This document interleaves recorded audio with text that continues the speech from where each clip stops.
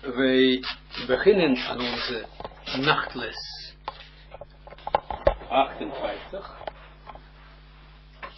van 16 januari 2006. Wij staan op de pagina 24 van Sjlavej HaSoelam, bovenaan de regel 3.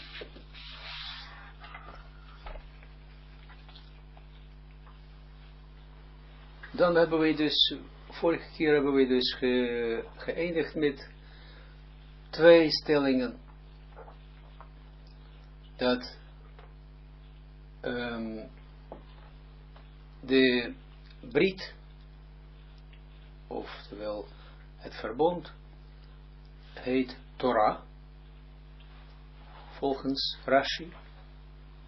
Want hij zegt dan dat als niet mijn, de schepper zegt in een citaat, als het niet om mijn verbond, brit, mijn verbond van de dag en de nachten, zou ik dan de wetten van het heelal niet tot stand brengen. En dag en de nachten, Rashi becommenteert dat het slaat op de vers Vegeta bo yomam balayla. Je zult dat uitspreken dagen en nachten. Dat is slaat op de Torah. En dat geeft ons als het ware bewijs van de Torah zelf.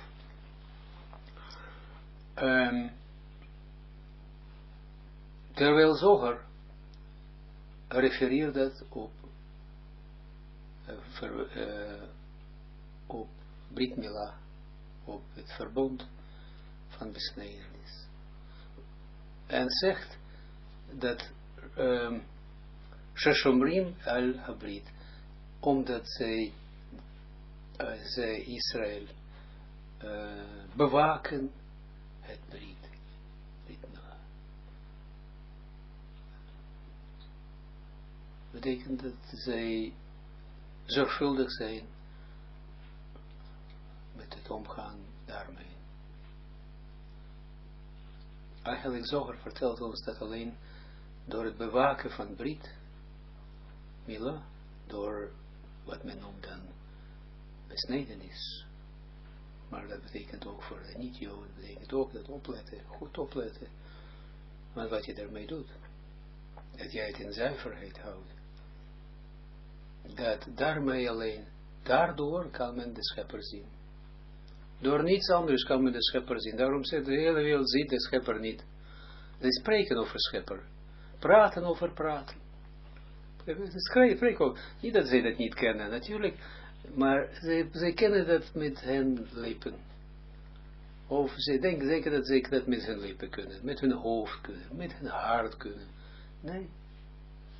Zodra jij dat met jouw brit, met je jesod, waar de jesod is ook de brit, jesod is brit. Als je door jesod dat niet kan, het licht zeg dat, het licht weerkaatsen, dan kan je de schepper eigenlijk geen persoonlijke relatie met de schepper hebben. Het is zo, het is of ja of nee. Andere vormen natuurlijk ook, als iemand dan met zijn hoofd probeert dat te doen. En ook een vorm van erkenning dat. Maar als ik maar alles kan doen wat ik wil. Met mijn jesod. Dat is de reden ook geweest waarom de volkeren de Torah niet gewild hadden om te ontvangen. Ze waren tot alles bereid te doen, natuurlijk, maar jesod niet. Laat mij doen wat ik wil. Ik heb respect voor de schepper. De schepper bestaat, natuurlijk, uiteraard. Wel, maar jesod is mijn terrein. Ja? Door jesod, daar ervaar ik dat ik toch eigen terrein heb. Dat ik, wat ik wil, kan ik doen. Dus het is zeer speciaal, maar komen we langzaam aan verder, dat wij gaan het ook ervaren. Want als je niet Jood let op zijn jesod, zeer voorzichtig, maar leren dat het tot daar accepteer je het licht van de schepper. Tot daar moet je accepteren het stralen van de schepper. Dan zal je waakzaam zijn. En dat zal je dan genezing en zegening brengen. Dat is absoluut zo. En niet alleen blijven dat, laat het alleen bij ideeën, of bij, dat zijn korte partsoefjes, ja. Korte bij ideeën, of bij jouw mond zelfs. Dan spreken ze dan halleluja, hoe zeg wat dat men zegt dat? Halleluja, zoals men zegt. Of andere dingen. Maar als je maar niet als je mij laat, mijn jesod, mijn handelingen, helemaal mijn diepste geheime handelingen, met rust aan mij over. Dan ben ik bereid om jou halleluja te zeggen en allerlei andere dingen. Weet je? Dat is dan deels handelingen. En in het geestelijke deels handelingen zijn niet geldig.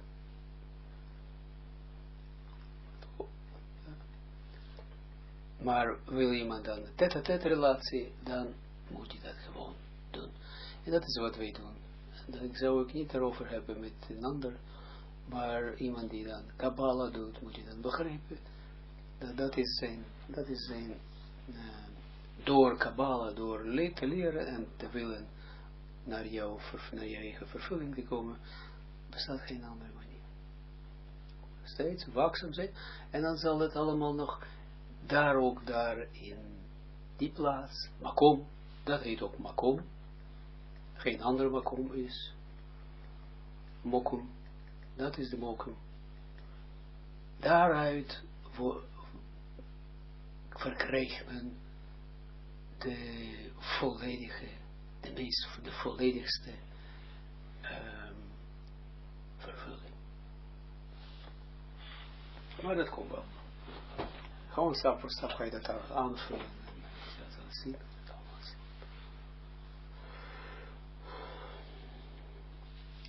3.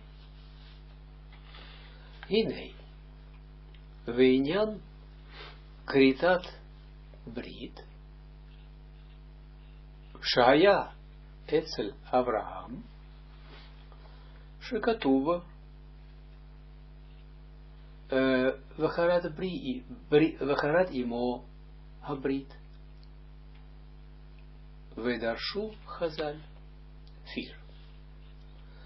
Shehakadosh Baruch Hu Azar Lechritat Habrit Shelo haya yachol levado lasot et chritat habrit ela Hakadosh Baruch Hu 5 Ozro Yesh lehavin al derech avoda. Mahu hapirush shelo haya yachol lasot et kritat habrit 6 ad shehaya tzarich ezra me'Hashem. Gaat een beetje erop in. 3. Hinei veinyan kritat habrit. En zie hier, in het aspect van het aangaan van het verbond. En aangaan van het verbond in de heilige taal betekent kritat brit, betekent het snijden van verbond.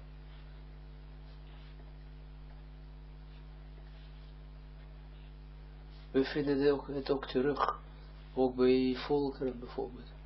We soms, dat men als verbond, als teken van verbond, snijdt bijvoorbeeld aan de hand van zichzelf. En met die gesneden plaatsen en legt men één gesneden plaats tegen een andere, tegen één plaats wat gesneden is, waar bloed stroomt een beetje, legt men tegen een andermans plaats op zijn hand, dat ook aangesneden is. Daarbij laat men zien dat men qua bloed, als het ware, met elkaar gaat overeenkomen. Zeer belangrijk, want daarmee de mens ook van binnen, als het ware, de zweert als het ware, van binnen, eet als het ware, geeft van trouw.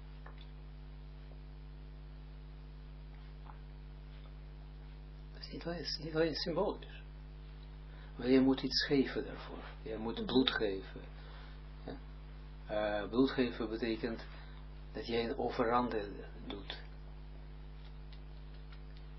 Ja? Er zijn ook zeer diepere geheimen ten aanzien van het geven van bloed. Waarom dat bloed wordt gegeven? Bloed wordt gegeven van dieren of dat. En zelfs komt eraan toe dat de vader moest een kind, zijn zoon, zijn enige zoon, opofferen. En die dan echt zwaaide met zijn bijl of met een mes, om echt daadwerkelijk dat uit te voeren. En het is toch wel verhinderd, omdat men zag dat hij wel bereidwillig was om alles op te offeren, wat hem met zijn lijf verbond. Het is allemaal van dezelfde overgave, om de mens te bevrijden. Of dat de mens bepaalde, in onze wereld bijvoorbeeld, dat de mens bepaalde,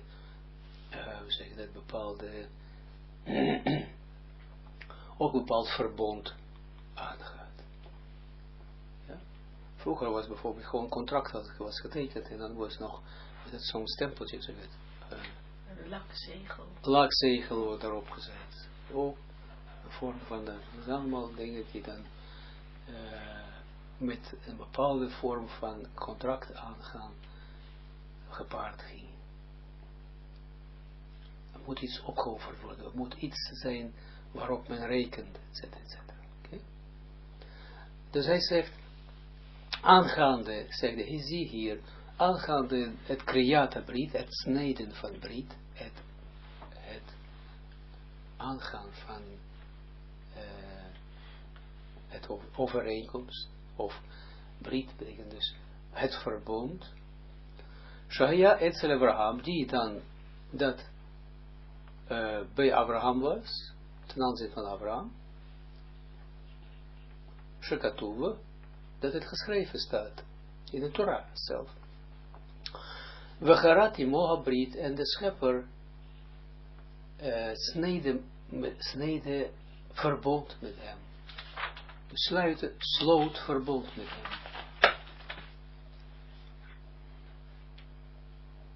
Maar dan in het Hebreeuws is het sneed verbond met hem.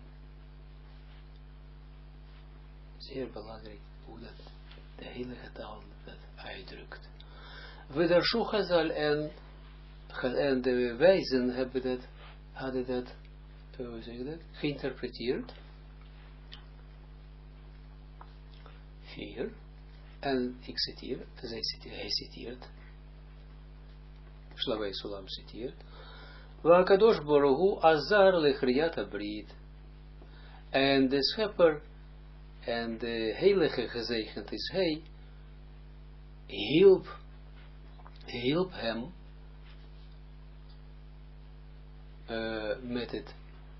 met het sluiten van verbond, met het snijden van verbond.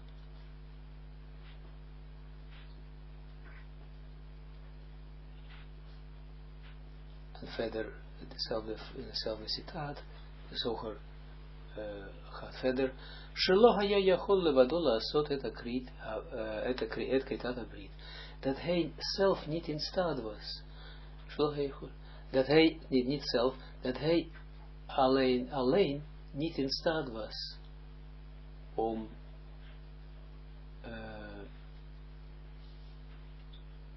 het verbond te snijden, te sluiten dus.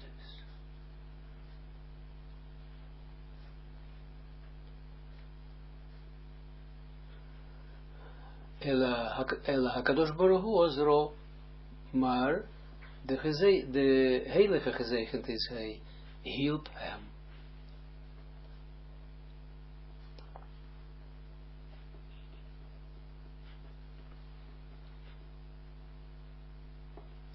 In de Zohar wordt natuurlijk veel gesproken over Abraham als ziel.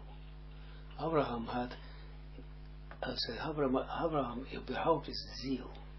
Als we spreken over Abraham, moeten we niet zien iemand. Maar we zien natuurlijk de ziel, als het ware een verzamelziel. Een ziel dat alles in zichzelf heeft bewerkstelligd. Uitgaande met als geset, als hoofdeigenschap.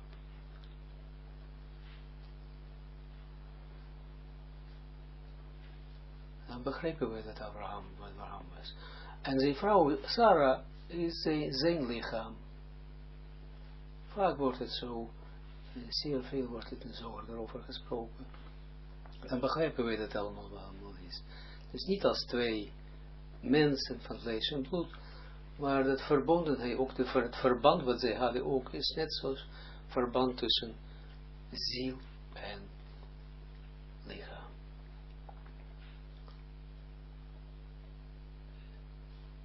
Ook in onze wereld wordt ook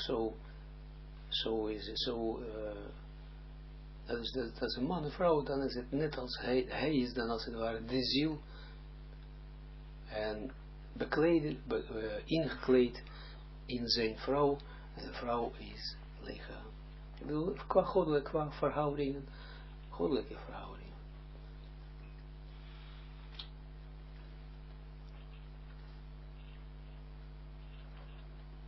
Want de vrouw wordt gezien als karka, dus als aarde, als oppervlakte van de aarde. We zullen zien waarom is dat. Natuurlijk, vrouw heeft ook in zichzelf haar eigen ziel en haar eigen lichamelijk lichaam. Absoluut. Maar ten aanzien van man is het zo. Ook dat moeten we natuurlijk ook zien dat het allemaal in één mens is. Okay?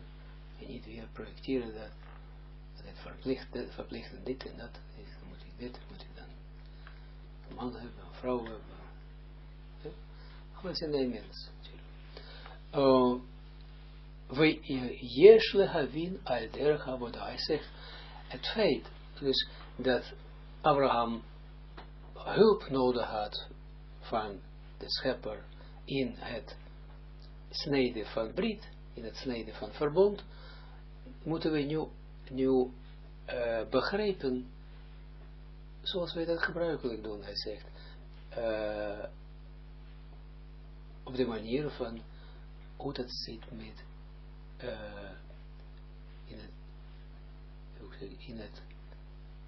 in het kader van het geestelijke werk. Okay? Mahu Pirush, wat betekent dat?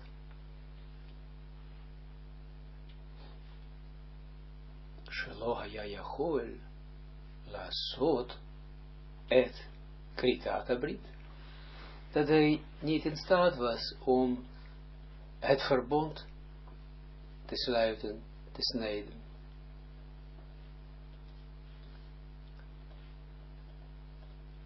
Ad shehaya tzarich ezra Hashem. Totdat hij, zodat hij de hulp van de schepper nodig had.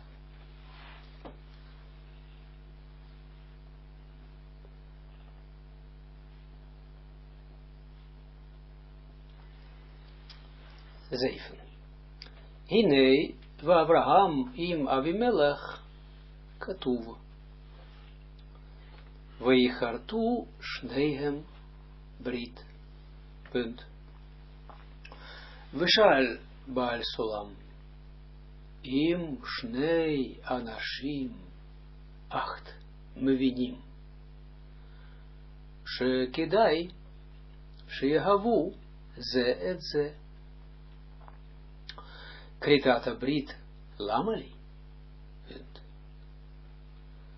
Lema ze ozer sheosim maase. Nee. Keilo osim choze. Punt. Umaze noten lanu. Punt. Azu omer. Ze noten shezehu sheosim brit. Hakavanahi tin. Heyot sheyachol ligyot. Sheyavo davar. Sheyachol lehavi firud. Beinehem. Az hem kortim. Achshav vrit. 11. Shekmo sheachshav hem mevinim. Sheyesh beinehem. Ahava ve'eshtavut ze laze. Habrit zehu tigye lekiyum. Lekayem. Ik schrijf een beetje zo anders. 12. Afilu she'achar kach yavou dvarim she'tzrichim la'asot pirud. Mikol makom. Akesher, Shahem Osim Achshav, 13, Yigye Letsmitut. Zeer belangrijke dingen vertelt ons over zijn vader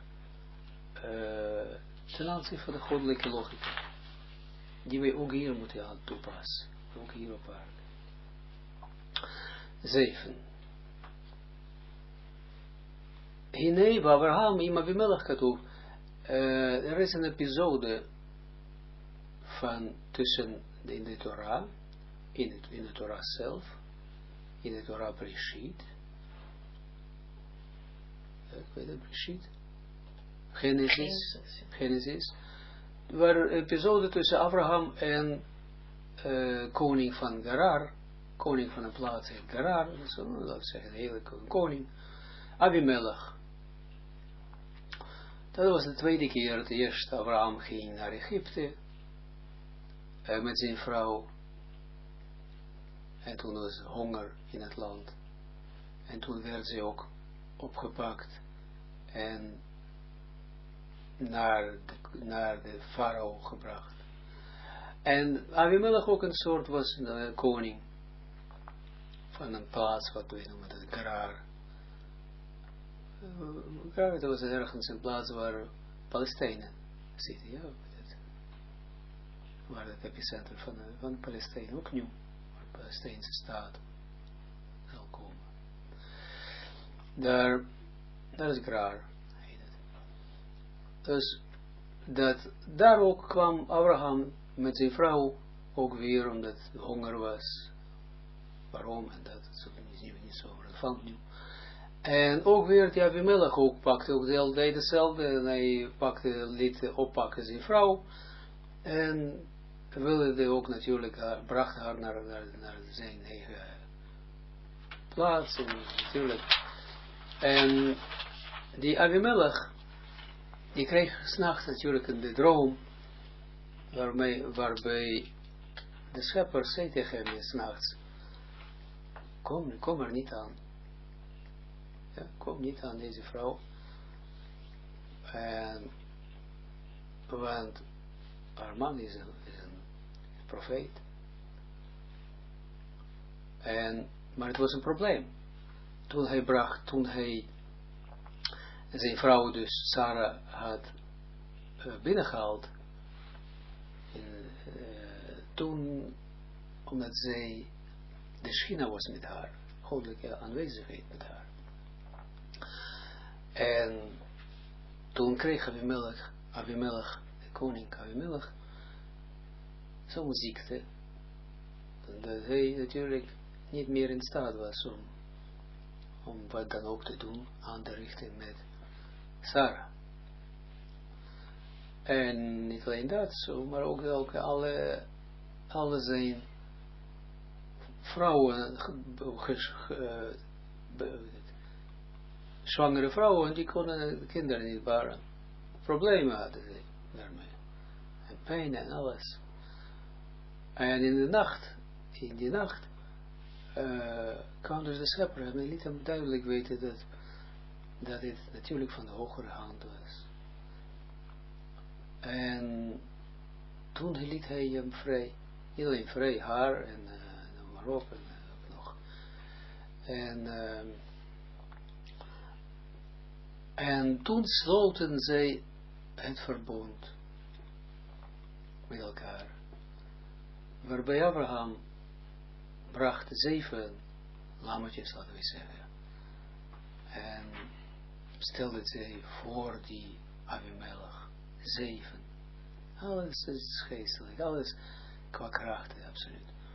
En zo, dan sloten ze dan het verbond, dat als je ziet is 7, en dan op een andere manier hoe dat allemaal, dan in ieder geval dat is dan een teken dat zij verbond inging. Altijd moet een teken van verbond zijn. Een mens moet ook iets opofferen van zichzelf om iets een verbond aan te gaan. En natuurlijk moet het goed is het natuurlijk als het gepaard gaat met de innerlijke instelling. Dat doe ik of dat geef ik omwille van het verbond. Okay. Dus waar Abraham iemand Abimelech gaat over, hij zegt in de episode tussen Abraham en Abimelech is het geschreven in het fragment. Is het geschreven en hij citeert het. Weichartush nehem brit. En beide hebben verbond gesneden. Beide moeten dat doen. Of de ene ten aanzien van een ander. De mens ten aanzien van de schepper. Punt. Vishal Baal Sulam. En mijn vader had gevraagd. Een vraag had gesteld.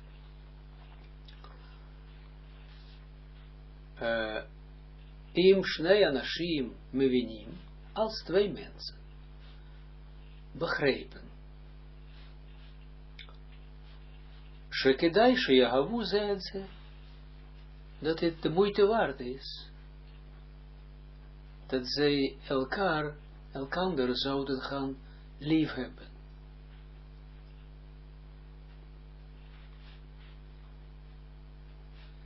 Kritata Brit Lamali. Waar hebben ze dan verbond voor nodig? Duidelijk, ja? Als ze lief hebben elkaar, waarom moeten ze nog een verbond? Hoe gaan ze nog trouwen dan onder voorwaarden dat dit is van mij, dat is van jou? Noem maar op, ja? Waarom moet je dan al die dingen doen? Lema ze ozer shosim se. Waar helpt het mee dat zij een handeling nog verrichten, een handeling nog moeten doen daarbij? Keilu osim Jose, alsof zij een overeenkomst sluiten. Ja? Alsof zij een contract, Jose is in het moderne Hebreeuws contract. Of zij een contract aangaan of sluiten. Ja? Tekenen. Omanoten lanu.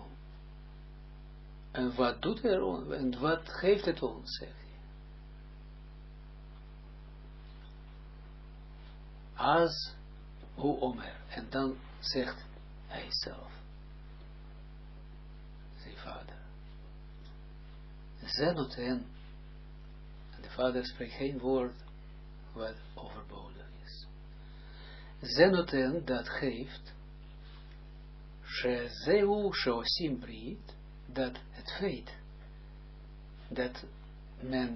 dat zij verbond doen, zie, verbond doen, zie, één ding is verbond sluiten, snijden, maar verbond moet je ook doen. Doen betekent de handeling waarmee verbond wordt bezegeld. Ja? Dus het algemeen, dus de strekking daarvan is dat de strekking van is contract te snijden. Maar contract moet je ook, verbond moet je snijden. Maar verbond moet je ook doen. Dus doen betekent met een bepaalde handeling wat je moet verrichten. Want zo boven, zo beneden, alles moet overeenkomen. Het is niet genoeg om alleen te zeggen, ik geloof, of weet ik veel, of dit. Je moet ook handeling daarbij doen.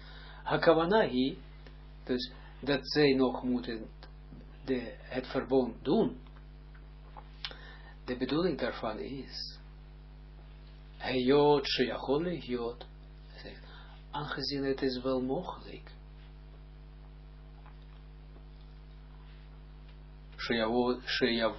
sheyavo davar, sheyachol haviv, firut beneev, dat er iets kan komen, iets tussenin kan komen, of iets kan komen, dat een bepaalde ding kan tussenin kan komen, die ertoe kan leiden,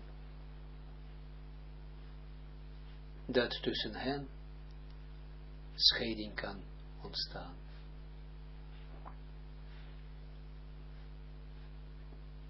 Duidelijk. Als hem kortim achshav brit, vandaar dat zij nu snijden, verbond,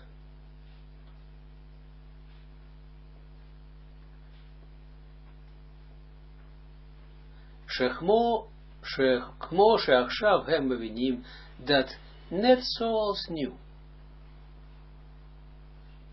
waarbij zij begrepen,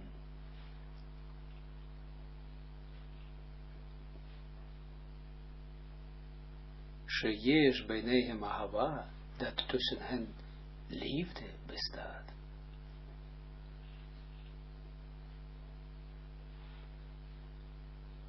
Vehishtavut zeleze, en overeenkomst met elkaar.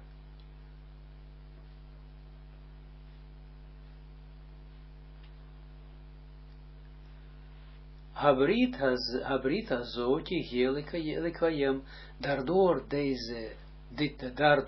dit verbond, dit verbond zal dan voortbestaan, bestendig zal blijven.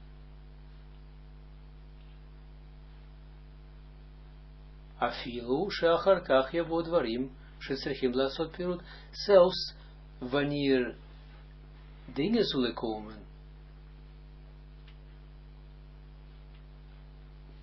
daarna is het belangrijk dat het vervolgens dan later zou dan voor het geval dat later zou dan dingen komen waarbij men scheiding zou moeten maken tussen hen.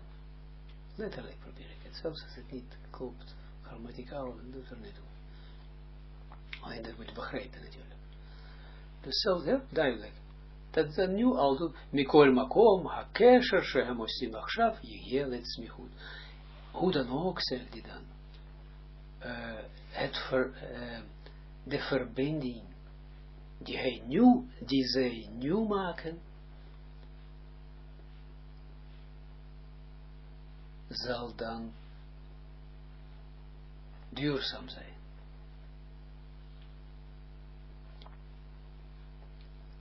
Duidelijk?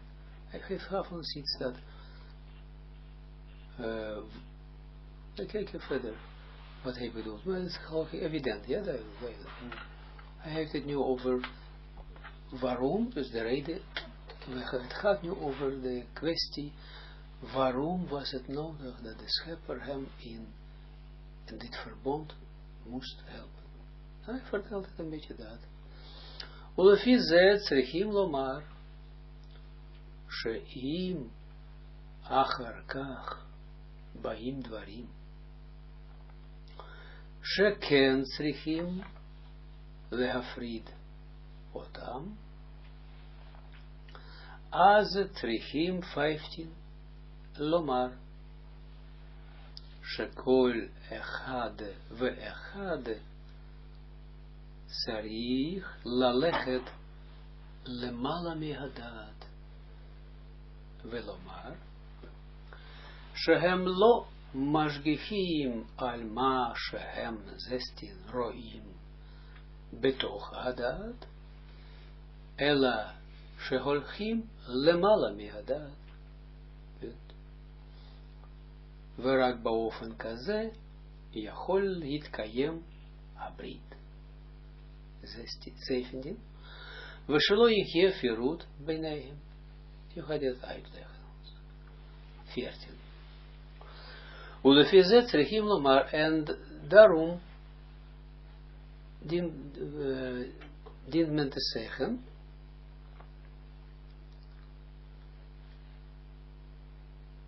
שאם אחר כך באים דברים, dat als indien er later dingen zullen komen,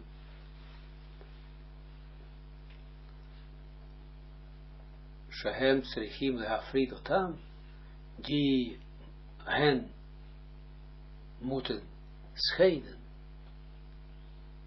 die twee mensen. Als het צריכים לומר, dan moeten zij zeggen,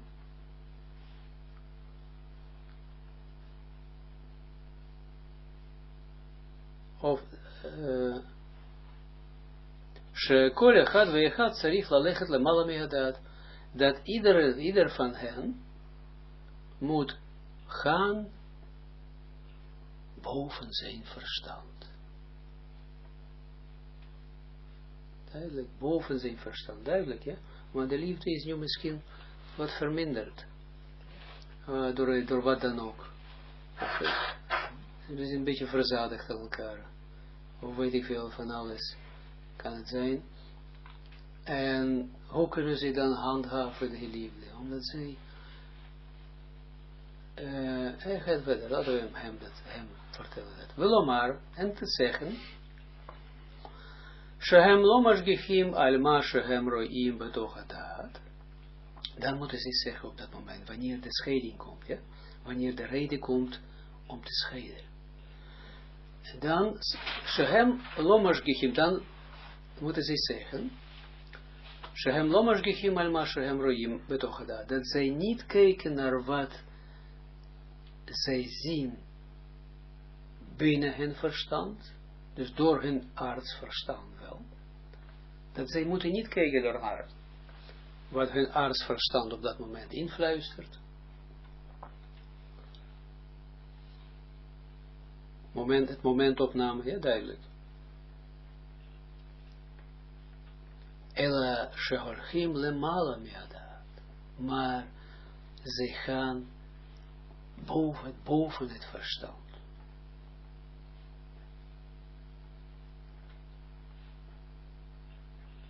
Warak boven kaze, je gewoon dit kan. En alleen op die manier, zegt hij, kan het verbond stand houden.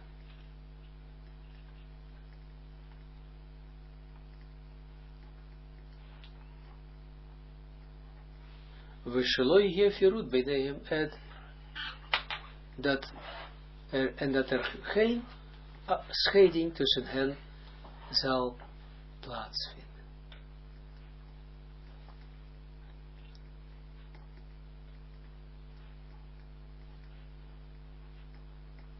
Duidelijk, hè?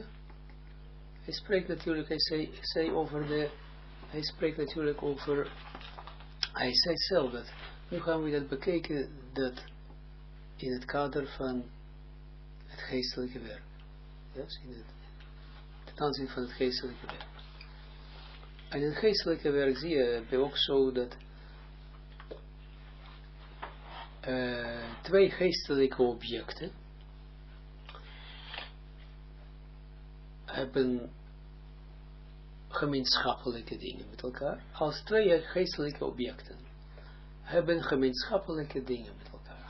Gemeenschappelijke objecten. Gemeenschappelijke aspecten. Sorry.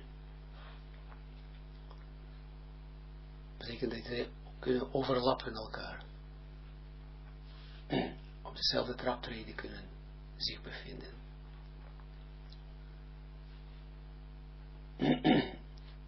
Dan, dat is voor mij, ja? Dus ik bedoel niet voor mij, ik bedoel alleen dat ik het commentaar geef. Dat wij begrijpen hoe dat zit in elkaar, kabbalistisch. Dat die punten waarbij men elkaar kruist en niet langs elkaar heen gaat, die punten die dan waarbij men waarbij twee geestelijke objecten, twee mensen of twee traptreden, ja, twee traptreden, geestelijke traptreden, die elkaar dus kruisen, dat zijn de kruispunten, dat zijn de punten van overeenkomst. En dat brengt liefde, samenvloeiing, verbond tussen die twee geestelijke objecten.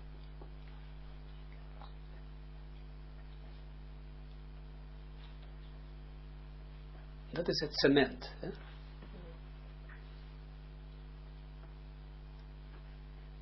En omgekeerd, als er geen punten van overeenkomst zijn,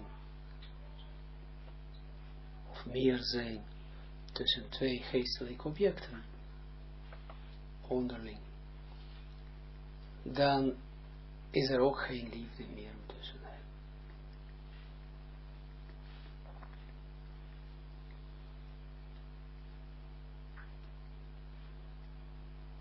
Duidelijk, hè? Dus als ik zit bijvoorbeeld hier, en een erg goede vriend van mij, ik zit in Amsterdam, en mijn erg goede vriend van mij zit in Canada. Bijvoorbeeld mijn vrouw heeft al 15 jaar kennis, een relatie, een kennis. Mijn vrouw, die nu al lang in Canada leeft, van een Russische afkomst. En ze maakte kennis met mijn vrouw en ze had een paar keer haar gezien. En ik kende ook deze vrouw. En ik was ook daarbij toen zij kennis maakte met mijn vrouw. En tot nu toe, iets verbindt ze met elkaar. Dat die andere die belt vanuit Canada, States, met regelmaat, met feestdagen, etc. En nu en dan heeft ze zin om met haar te praten. Terwijl ze had misschien een paar keer met elkaar omgegaan. 2 keer of zo. Nee. Meer. Later meer. Oké, later meer. Maar in het begin een paar keer niks. Oh God, wat zit er? Er zit iets wat die twee verbindt met elkaar zeer diep. Oké? En dan, dat is dan de liefde. En hoe er niet toe of zij zo ver van elkaar zijn. En dan anders kunnen de twee mensen naast elkaar 50 jaar leven. En dat zou anderen zouden zeggen, met vele kinderen hebben. Kleinkinderen. En iedereen dan zegt, nou, dat is een staaltje van geweldig huwelijk. En dat is dan 0,0. Kerkelijk gezien, dus misschien of religieus gezien, is het misschien geweldig wat ze allemaal presteren. Maar ze kunnen dan absoluut geen relatie met elkaar hebben. Behalve dan het verhaal. Dus er moet zitten iets wat echt bindt mensen aan elkaar. Innerlijk. Cement. Dan gaat het wel goed. Duidelijk? Oké.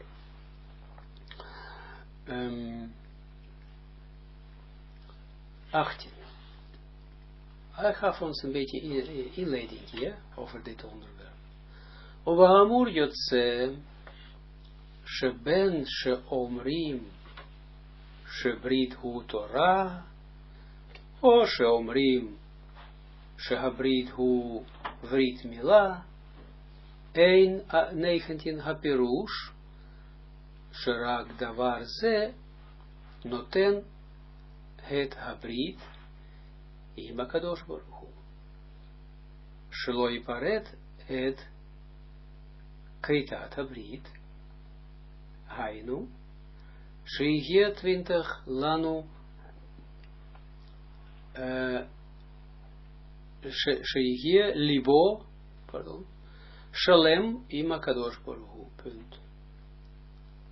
Ela. Hen Torah. Ven habrit mila. Shneihem bayim lekayem et kritat 21 habrit. Ma shehadam tzarich ligyot libo shalem im HaKadosh Baruch Hu. Ulehidabek bo bayetet Shelo tamut leolam. Terug. Ja? Nee, hier staat toch nog verder. Kmoshe katuv, 22. Kmoshe katuv. Im lo vriti yomam valayla, chokot shamayim vaaretz lo samti. Punt. Heyot she inyan briat, 23. Shamayim vaaretz. Haita ala kavana, de legitive lenivraав. Punt. We een hanivraim yecholim lekabel et hatov ve haoneg. 24. Bli hishtavut atsura. Hanikra. Shekol maasav yihyu ve almanat lehashpia. Acheret je Firude ben 25 Hanivraim de Habore. Belangrijk. Ook zeer belangrijk dat wij de draad steeds onder ogen zien. Ja? Onder al die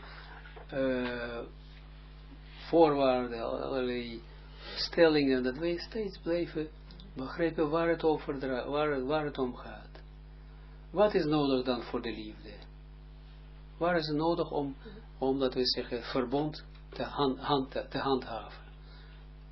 Als we eventjes dat onder ogen krijgen, gaan we dat bekijken vanuit de kabbalistisch standpunt. Wat is het dat? Wat is belangrijk? Hoe kunnen twee objecten, welke term wordt gebruikt in de Kabbala, om aan te geven dat twee objecten verbonden met elkaar zijn? Welke term? Brit. Oké, verbond. Maar hoe? Welke term? Wat geeft het aan dat ze met elkaar verbonden zijn? Welke, ja, wat? Iets opofferen. Iets geven. Iets geven aan de ander. Ja? Iets geven aan de ander. Ja, dat is goed. Maar wij gebruiken daarvoor ook overeenkomst naar eigenschap. Dus het principe, alles moet je principes doen. Alles, dan zal je niet verdwalen in al deze informatie. Dus overeenkomst naar eigenschappen. Als tussen twee personen is er overeenkomst naar eigenschappen, al is het maar een fractie daarvan, dan is er liefde. Als er geen overeenkomst naar eigenschappen, forget it. Oké? Duidelijk. Dat is belangrijk, dat jij alle informatie, bij alles wat je hoort, dat je op jezelf achter al die bomen de bos ziet. Hoor je? Dat is het principe. Als je ziet te veel dat informatie, dan moet je kijken, wat is dat? Waar is het principe? Wat is hier het principe? En dan zal je duidelijk, helder zien waar het over gaat. Even een methodisch aanwijzing. 18. Uwahamur jotse, en in hetgene wat gezegd is, uit datgene wat gezegd is, eruit uitkomt, letterlijk. Ben shomrim, shebrit hatorah, dat het zijn, of men zegt dat het verbond Torah is, of dat men zegt dat het verbond besnedenis is, het zij dat of zij dat, hij zegt, een apirush rak davar zenoten et habrit ima kadosh baruch. Dat wil niet zeggen, zegt hij, dat alleen dat bepaalde ding, dus of Torah, of Brit Mila, dus besnedenis, waarborgt of geeft in het Hebreeuws het verbond met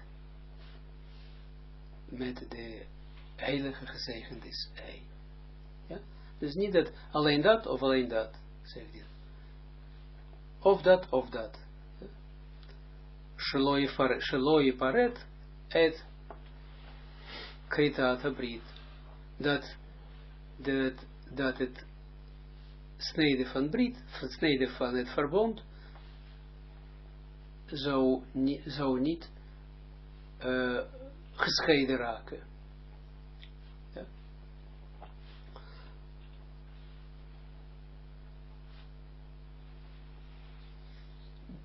Dat wil zeggen dat Sheyeh libo shalem ima kadosh baruch hu. Dat wil zeggen dat zijn hart heel shalem, heel zou zijn met de schepper. Zie? Wat betekent dat het verbond, zie, geeft je ons aan, wat betekent het dat het verbond blijft bestendig? Dat zijn hart heel is met de schepper. Zie? Hij praat niet over ziel, hij praat niet over zeker, weet je wat zegt? Nog een keer, kijk naar hoe belangrijk het is wat hij zegt. Hij zegt dat het hart van de mens, zijn hart, shalem blijft, heel blijft met de schepper. Wat wil hij ons zeggen?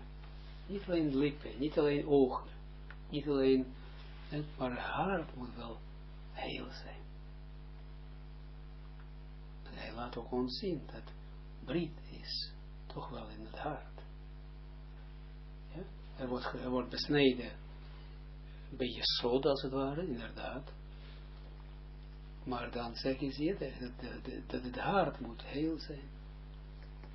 En het heel zijn geeft, ja, dat is het belangrijkste. Ela, zo te zien, ja. Ela, hena Torah, hena Brit Mila, hij zegt, maar zowel de Torah als besnijdenis, zegt hij. En besnijdenis natuurlijk bedoelt het woord afsnijden van onreine krachten van de mens. Shnehem bayim lekayem et kritat abrit. Beide komen zij om het snijden van het verbond te vervullen. Beide. Zie je dat? Dus zie je dat hij scheidt niet de besnedenis van het leren van de Torah. Zie je dat? Beide zijn structureel noodzakelijk. Niet alleen besnedenis doen en de Torah niet naleven. Zie je dat?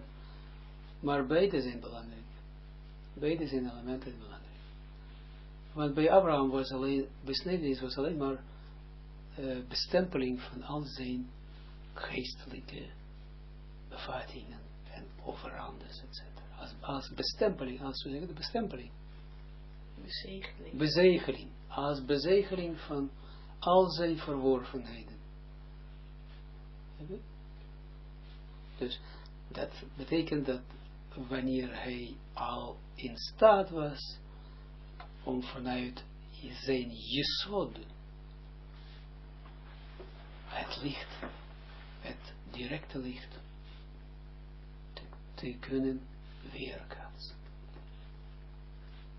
Altijd breng in verband met de boom des levens, met de Kabbala, met Kabbala-principes. Dan zal je niet verdwalen in al deze spraak, verwarrende dingen. Dan heb je dan dit, de schepper en dat, allerlei andere dingen, gevoelsmatige dingen. Belangrijk, maar je moet het ook wel verbinden met de Kabbala. Maar Adam צריך להיות ליבו שלם עם הקדוש ברוך הוא. Dus beide zijn belangrijk dus om uit te voeren het verbond. En wat is dat?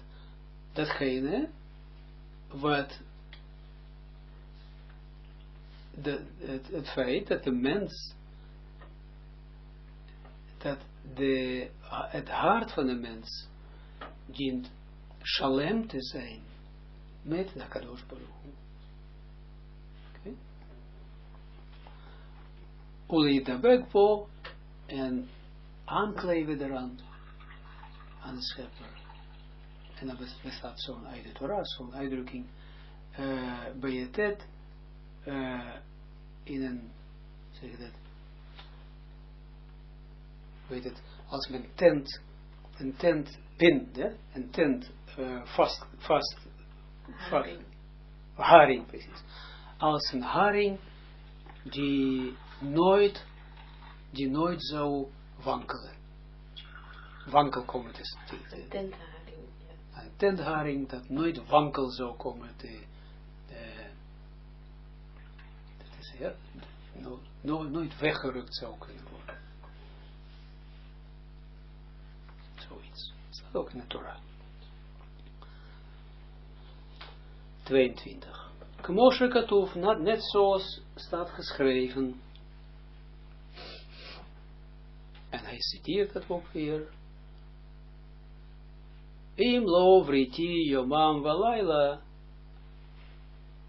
Als het niet om mijn verbond zou gaan, mijn verbond van dagen en nachten zou gaan, dan zou ik de wetten van de hemel en aarde niet opzetten.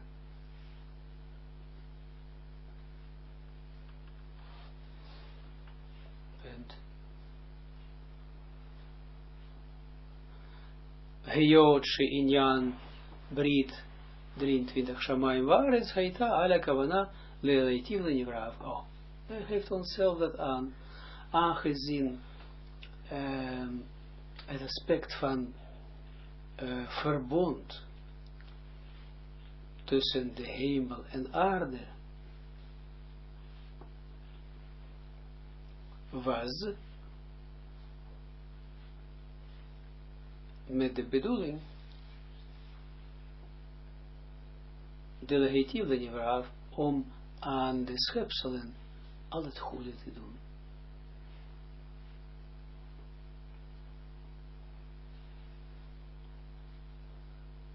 En eigenlijk is van mij heeft dat de brit dat zowel besneden is als de Torah precies dezelfde naast om dezelfde reden zijn gegeven. Besneden hier zit een enorm geheim. Dus besneden en de Torah beide zijn gegeven juist om die reden om de hemel, om het verbond aan te gaan tussen de hemel en aarde. betekent aarde is malgoed en de hemel is bina. En dat waarborgt besnedenis. Waarborgt dat de mens niet aanhangt, aanleunt steeds aan zijn malgoed de malgoed. Maar daartegenover streeft naar bina, om jezelf in overeenstemming te brengen met bina. Want Shamayim, hemel is Zeranpien, en malgoed is aarde, ook hetzelfde is met de mens. Malgoed, de malgoed van de mens, ja, is dan aarde, en bina, waar dus malgoed mee, waar malgoed dus mee geassocieerd zich raakt, is hemel. En straks zei dat als je dat al gaat aanvoelen, dan zal een geweldige redding komen in jou, waarbij je zal zien dat wat het allemaal teweeg zal brengen. Ik zal een beetje erover hebben, over de malgoed, hoe dat allemaal zit, dat optekenen, zal ik een beetje dat doen. Zal ik met Gods hulp, want ik had ook niet kunnen slapen gisteren. Ik had een heel andere, niet hele andere manier, fijnere manier, veel gezien hoe ik moet afbeelden wat ik vorige keer op de les heb gegeven.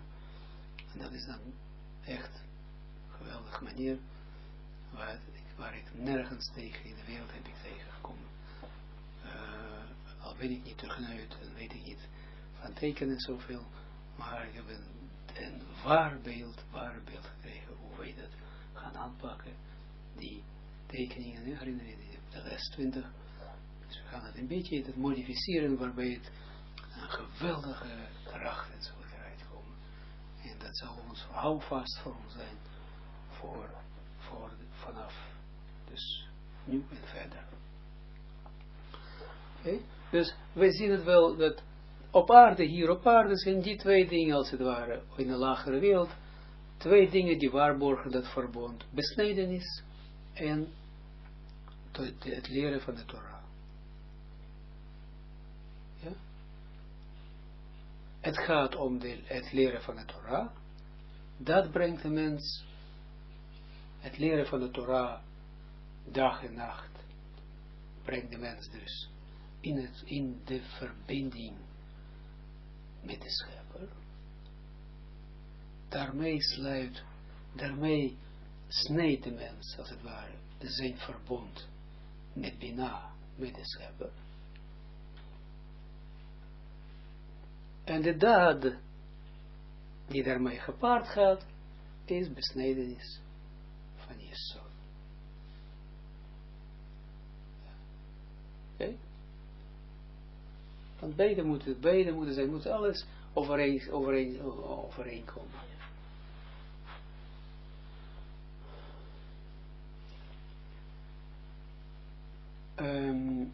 Punt. We een Ibrahim Jecholim lekabel et atova onek, zegt hij. En de schepselen kunnen geen geen goede en geen behagen ontvangen. Bli hishtavut atzora, zonder overeenkomst naar eigenschappen.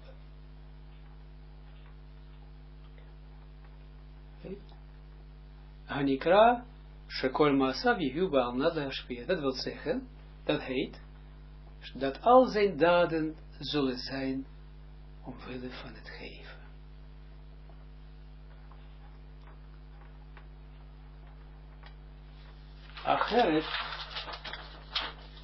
Acheret je firude ben an Ibrahim labore. Anders zegt hij dan, anders zou scheiding zijn tussen schepselen en de schepper. Okay.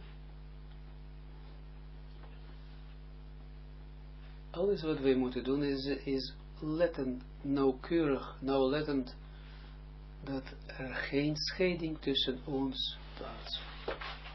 Ergens anders moet je dan kijken. Kijk hoe mens dan zwoegt en zijn best doet om zijn relatie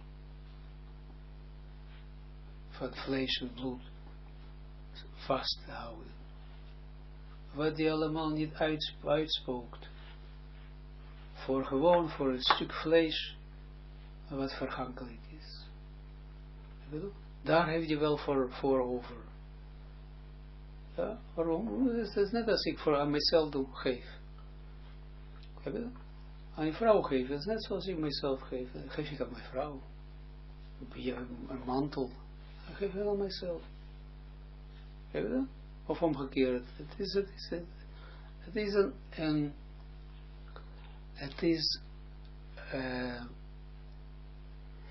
een zinnebeeld tussen de liefde. Het zinnebeeld van de liefde. Want hier bestaat absoluut geen liefde hier op aarde. Absoluut geen, het is niet gegeven aan de mens. Heb je dat? Een mens moet nabootsen de schepper, dus hij doet het op die manier. Hij neemt de vrouw of de meerkoetjes, ja, zie je dat wel. Hier ook in de grachten. Ze bouwen hun eigen nestjes, ja. En zij zitten al die kuikentjes, hij is met haar. Tot een bepaalde periode, en dan gaat hij weg, of zo, weet ik veel, doet er niet toe. Maar allemaal nestjes bouwen. Het is gebakken met liefde. Absoluut. De mens kent absoluut geen liefde tot een ander. Bestaat zoiets? Absoluut niet. Dus al dat westerse cultuur is opgebouwd op een luchtballon. Absoluut luchtballon is met Hollywood en alles allemaal opgebouwd. Al die verwachtingen brengen alleen maar ellende aan de mens. Ook dat beeld van liefde, naaste liefde, zoals het bijvoorbeeld in christendom allemaal, of ook in het jodendom als het allemaal is, allemaal wazeneus. Zonder dat de mens qua eigenschappen echt in verbinding komt met de schepper. Qua eigenschappen. Van binnen. Anders komt hij nooit tot liefde, tot aan de liefde van de mens. Zij proberen op allerlei manieren hier op aarde liefde voor elkaar krijgen, lukt nooit. En zal ook nooit lukken. Ze worden nooit gelukkig, niemand, in de liefde tot de naaste, als men de enige schepper eerst niet aangrijpt en hem gaat liefhebben met al je hart, met al je ziel, met al je macht. Dan kan je iedereen liefhebben. Niet iedereen kan je, misschien iemand kan je, oké, hij heeft geen kracht nog. Dan kan je iemand meer liefhebben dan een ander. Als je nog onvolwassen bent, dan kan je iemand anders meer liefhebben dan een ander. Begrijp je wat? Onthoud dat wel. Probeer werken aan jezelf. En het elke woord wat wij hier krijgen is goddelijke, is eeuwige informatie. Dus absoluut onmogelijk is om iemand anders lief te hebben. Anders dan jij eerst in staat wordt gesteld. Jezelf in staat stelt. Jij bent actieve schakel. Om de ander lief, om de schepper lief te hebben. Betekent niet alleen woorden, ik heb de schepper lief. Ja, bla bla. Dat jij overeenkomt, dat jij qua eigenschappen overeenkomt met hem. En de schepper kan je vinden alleen in de Torah. Nergens anders. Niet in het lopen van op ergens op straat of zo. Natuurlijk, zelfs al lopen op straat, lopen in de bosjes, overal. Als je eraan denkt, als je een plaats in jezelf hebt waar je het aanvoelt, ja, dat je ook verbond heeft, breed hebt in jezelf, besneden is in je hart. Als Jood kan ook iets in vlees hebben. Joden werd gegeven ook in het vlees. Aan christenen, ik bedoel niet aan christenen, aan allerlei andere volkeren, is verplicht ook aan hen om verbond te hebben met de schepper in hun hart. Oké? Maar aan een Jood is extra nog verplicht ook in zijn vlees. Waarom niet? Dat zij dat, omdat zij moeten dag en nacht zich met de Torah bezighouden. Zij zijn ook net als verbindingsschakel tussen goddelijk en aards. Maar als het niet Jood dat wil doen, heeft hij alle recht ervoor. Dan wordt hij ook net zoals Jood. Maar dat verbond heeft hij dan via zijn hart. Hij snijdt zijn eigen hart. Hij maakt een besnijdenis van zijn hart. Wat betekent van zijn hart besnijdenis maken? Zo, dat zijn allemaal woorden, het is allemaal Joods gebruik. Dat is allemaal komt uit de Torah, die woorden wat ik zeg. Het is niet een terminologie van dat is echt Joodse terminologie wat van de Torah is. Van de profeten hebben dat gezegd. Dat eerst snijdt, de schepper zegt, eerst snijdt je hart. Eerst maak besnijdenis van je hart. Dat wil de schepper. En niet jouw vlees. Natuurlijk moet ook het tweede ook voor de Joden. is allemaal absoluut verplichtend. Want zo boven, zo beneden. Want het staat geschreven ook vanuit mijn vlees zal ik de schepper zien.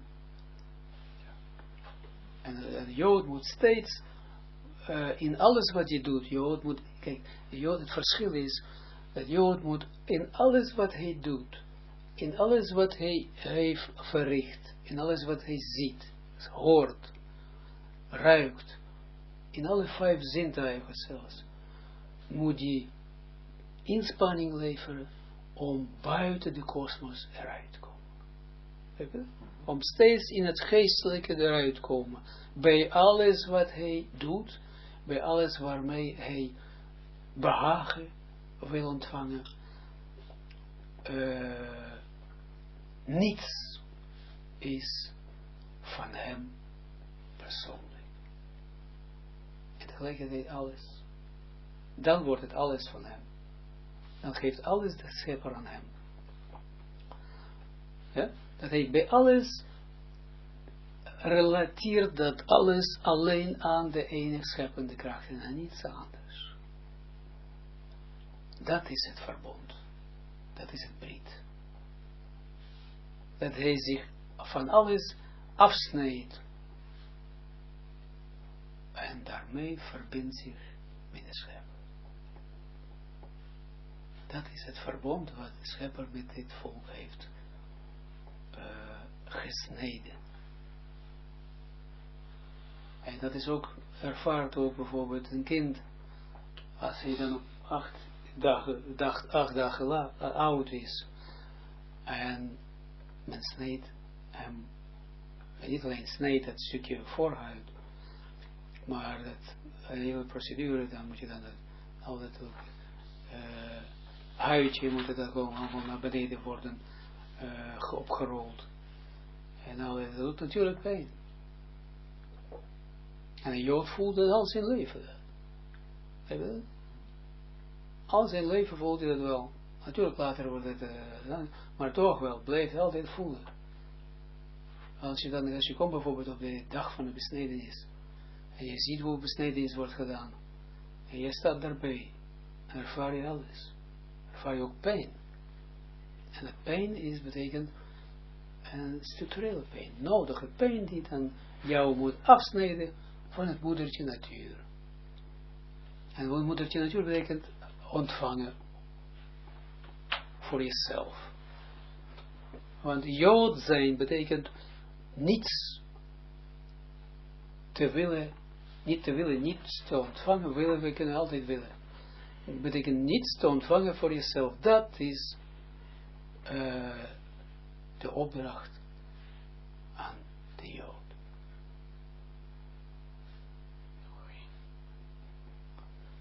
Dat is dan. Dat is er. Ja, is goed. Oké. Nou, nog een kleine linie. Dat wij begrijpen, dat wij begrijpen wat het verbond is. Okay? Volgende, 26. Of heb ik dat nog niet afgemaakt? Ah nee, heb ik afgemaakt. Ja, 26. Uwaamur ze, nitan lanu shtei habritot. Hainu, vrit mila. Uvrit shel Torah. She'alideihem nuchal 27 lavo lidei chritat brit im HaKadosh Baruch Hu be'emuna lemala mi'adat shenuchal la'asot hakol be'al menat le'ashpia. Nou, hier is erg geweldige conclusie, of zeg je dat? Heeft hij dat ons gegeven, slotzin als het ware. 26. Uwa ze en daarvoor niet aan lanu shtei habritot zijn ons 2 verbonden gegeven. We moeten niet denken waarom ze 2 en hebben geleerd 4. Ja, betekent, we zullen zien. Hainu, dat wil zeggen, vrit mila of vrit shel Torah. Die 2 britot zijn, de 2 verbonden zijn gegeven. Dat wil zeggen, verbond van mila, van besnedenis. En verbond van de Torah. 2 zijn gegeven, duidelijk.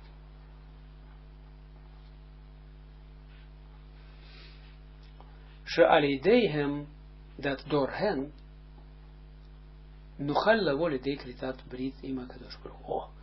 Dat door hen zullen wij in staat zijn om te komen tot het snijden van het verbond, brit, met de heilige gezegend is hij. Be'emuna lemala mi'adat.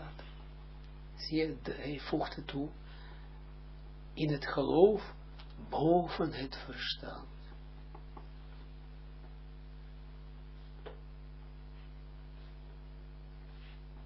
Wat betekent nog weer, wat bedoel, nog weer een aanduiding? Shenuchalla soda kolba om nat le'ashpia, dat wij zullen in staat zijn, dat wij in staat zullen zijn om alles te doen, zie je dat? Alles te doen omwille van het geven. Niet een beetje, niet dat, alles te doen, niet 90%. Niet 99,999. Het is nog niet zuiver genoeg. Zie je dat?